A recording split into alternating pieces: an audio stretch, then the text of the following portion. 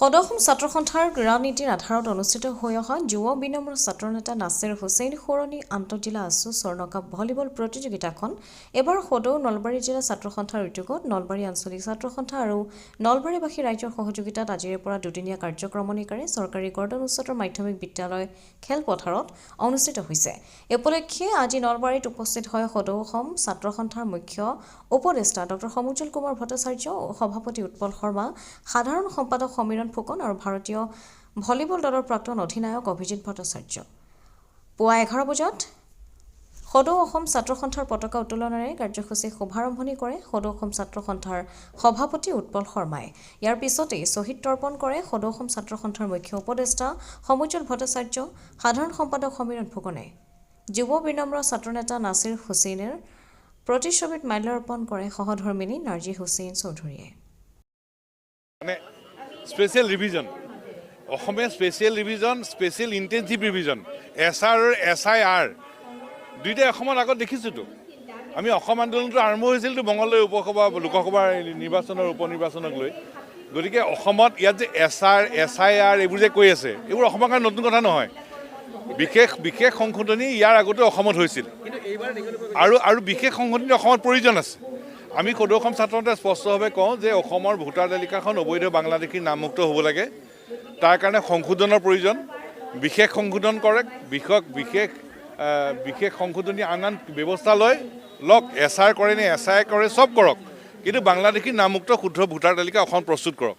কিন্তু আমাৰ বিশ্বাস যে অসমত যেতিয়ালৈকে বাংলাদেশীৰ নামমুক্ত এখন NRC প্ৰস্তুত নকৰিব, তেতিয়ালৈকে আমি এখন শুদ্ধ ভোটাৰ তালিকা নাপাম। এখন বাংলাদেশীৰ নামমুক্ত শুদ্ধ NRC প্ৰস্তুত হোৱাৰ পিছত তাৰ ভিত্তিতহে আমি এখন শুদ্ধ ভোটাৰ তালিকা পাম। তেতিয়ালৈকে বিশেষ সংশোধনী ব্যৱস্থা আগবঢ়াওক, আমাৰ কোনো ক'বলগীয়া নাই। আৰু আমি বিশেষ সংশোধনীক আমি পোষকতা কৰিছোঁ, আমি সমৰ্থন দিছোঁ। কিন্তু এনে কৰিবলৈ যাওঁতে আমি দেখিছোঁ যে অসমৰ কিছু ঠাইত আমাৰ খিলঞ্জীয়া ইছলামধৰ্মী লোকৰ ঘৰলৈ নটিচ গৈছে, যিটো কথা উচিত হোৱা নাই। আৰু সেইকাৰণে সদৌ অসম ছাত্ৰ সন্থাই যোৱাকালি মুখ্য নিৰ্বাচনী বিষয়া CEO লৈ আমি এখন জৰুৰী বাৰ্তা প্ৰেৰণ কৰিছোঁ যে আমি বিশেষ সংশোধনী আমি পোষকতা কৰিছোঁ, আমি সমৰ্থন কৰিছোঁ। কাৰণ অবৈধ বাংলাদেশীৰ নাম মুক্ত হ'বই লাগিব অসমৰ ভোটাৰ তালিকাৰ পৰা। কিন্তু একে সময়তে অসমত খিলঞ্জীয়া ইছলামধৰ্মী লোকে সন্মুখীন হোৱা সমস্যাটোৰ হ'ব নালাগিব। খিলঞ্জীয়া ইছলামধৰ্মী মানুহে যাতে কোনো সমস্যাৰ সন্মুখীন নহয় তাকো নিশ্চিত কৰিব লাগিব। কিন্তু অসমৰ ভোটাৰ তালিকাত বিশেষ সংশোধনৰ প্ৰয়োজন আছে আৰু অবৈধ বাংলাদেশীৰ নাম ভোটাৰ তালিকাৰ পৰা কৰ্তন হোৱাৰ প্ৰয়োজন আছে। নহয়, য'ত হৈছে কিয় হ'ল, কোনে কৰিলে, সেই কথাটো উলিয়াব লাগে। সেইটো হ'বই নোৱাৰে। অচিনাকি মানুহৰ নাম গুৱাহাটীৰ মাজমজিয়াত কেনেকৈ অন্তৰ্ভুক্ত হ'ব পাৰে? কৰ্তন হ'ব লাগে তৎকালীনভাৱে। আৰু কোন বিষয়াৰ কাৰণে হ'ল তদন্ত হ'ব লাগে। কাৰণ অচিনাকি মানুহৰ নাম ভোটাৰ তালিকাটো অন্তৰ্ভুক্ত হ'বই নোৱাৰে। গতিকে এই বিষয়ত নিৰ্বাচন বিষয়াসকলে, নিৰ্বাচনী আয়োগে কঠোৰ পানী নসৰকাৰ ভিতৰত ব্যৱস্থা ল'ব লাগিব। আমাৰ স্পষ্ট কথা, অসম আন্দোলনৰ প্ৰথম কথাটো হ'ল কি যে ভোটাৰ তালিকাক লৈয়ে সকলো ৰাজনৈতিক দলে নিজৰ তেওঁলোকৰ পদক্ষেপবোৰ আগবঢ়াই গৈ আছে। অসম আন্দোলনৰ পৰা আমাৰ অভিজ্ঞতা আছেনে অসমৰ ৰাইজৰ? আৰু আজিলৈকে অসম আন্দোলনৰ পৰা আজিলৈকে বাংলাদেশীৰ নামমুক্ত এখন শুদ্ধ ভোটাৰ তালিকাৰ ভিত্তিত অসমত নিৰ্বাচন পাতিব পৰা নাই। কিয় পৰা নাই? বাংলাদেশীৰ ভোট বেংক। গতিকে সেই বাংলাদেশীৰ ভোট বেংকটো অসমত নোহোৱা হ'ব লাগিব। তাৰ কাৰণে বিশেষ সংশোধনী ব্যৱস্থা লাগিব, SIR লাগিব, চব কৰক। কিন্তু তাৰ লগে লগে যিখন ৰাষ্ট্ৰীয় নাগৰিকপঞ্জী শুদ্ধ কৰিব লাগে সেই কামটো কৰক। এতিয়া প্ৰথমবাৰৰ কাৰণে উচ্চতম ন্যায়ালয়ৰ তদাৰকত এটা ভিত্তি এটা প্ৰস্তুত হ'ল, কিন্তু যিটো ফলাফল আমি সন্তুষ্ট নহয়। তাৰ নিৰাময় উপায় কৰিবৰ কাৰণে উচ্চতম ন্যায়ালয়ৰ তদাৰকত এটা বিশেষ পৰীক্ষা কৰিব লাগিব, ৰিভেৰিফিকেশ্যন লাগিব। আৰু ৰিভেৰিফিকেশ্যনৰ কাৰণে সদৌ অসম ছাত্ৰ সন্থাই ইতিমধ্যে উচ্চতম ন্যায়ালয়ত আমি আবেদন দিছিলোঁ, আকৌ আমি দিম। আৰু অসম চৰকাৰ আৰু কেন্দ্ৰীয় চৰকাৰকো আমি আহ্বান জনাইছোঁ, দাবী জনাইছোঁ যে উভয় চৰকাৰেও উচ্চতম ন্যায়ালয়ত আবেদন দিয়ক, যাতে এটা ৰিভেৰিফিকেশ্যন কৰি অসমত NRCখন বাংলাদেশীৰ নামমুক্ত কৰি শুদ্ধ কৰিব পাৰে।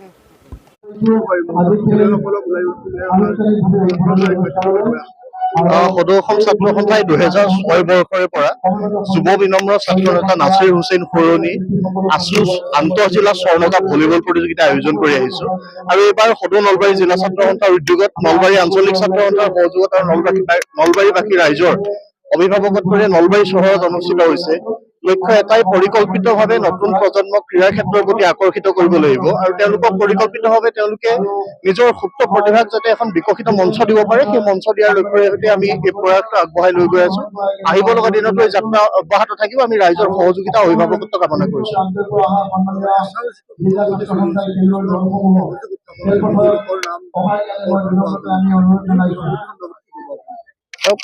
যি স্পেচিয়েল ৰিভিজন চলি আছে ৰিভিজনত বহু খিলঞ্জীয়া মুছলমান লোকলৈ নটিচ অহা সন্দৰ্ভত ইতিমধ্যে আমি নিৰ্বাচনী বিষয়ালৈ এখন পত্ৰ প্ৰেৰণ কৰিছো বহু খিলঞ্জীয়া লোকৰ নাম সন্দৰ্ভত কোনোবাই তাতে অবজেকশ্যন দিছে আৰু অবজেকশ্যন দিয়াৰ ফলত মানুহৰ কিছু সমস্যাৰ সন্মুখীন হোৱা পৰিলক্ষিত হৈছে আমি কৈছো যে সৰলীকৃত প্ৰক্ৰিয়াৰে সৈতে গোটেই বিষয়বস্তুটো শেষ হ'ব লাগে কিন্তু আমাক এখন শুদ্ধ ভোটাৰ তালিকা লাগে আৰু এছআৰ আমি বিচাৰো সেই কথাটো স্পষ্ট অবৈধ বিদেশীৰ নাম সন্নিৱিষ্ট থকা ভোটাৰ তালিকাৰে সৈতে অসমত নিৰ্বাচন অনুষ্ঠিত হৈ আহিছিল আৰু এই যিসকল অবৈধ ভোটাৰৰ নাম ইয়াত সন্নিৱিষ্ট হৈ আছে সেইসমূহৰ নাম কৰ্তন কৰি বিদেশী মুক্ত এখন ভোটাৰ তালিকাৰে সৈতে অসমত নিৰ্বাচন অনুষ্ঠিত হ'ব লাগিব আৰু এই ক্ষেত্ৰত নিৰ্বাচনী আয়োগ চৰকাৰে যাৱতীয় ব্যৱস্থা গ্ৰহণ কৰিব লাগিব কিন্তু তাৰ ক্ষেত্ৰত যাওঁতে চৰকাৰে মুছলমান হলেই যে বিদেশী হ'ব বা নিৰ্বাচন আয়োগে মুছলমান হলেই যে বিদেশী হ'ব তেনেকুৱা চিন্তাধাৰাৰ সৈতে যাতে কাম নকৰে বিদেশী সামস্যাৰে সৈতে ভাৰাক্ৰান্ত হৈ থকা এটা ৰাজ্য আমাৰ অসম আৰু এইখন অসমত সংবেদনশীলভাৱে খুব কিছু সূক্ষ্মভাৱে গোটেই প্ৰক্ৰিয়াটো পৰ্যবেক্ষণ কৰি নিৰ্বাচন আয়োগে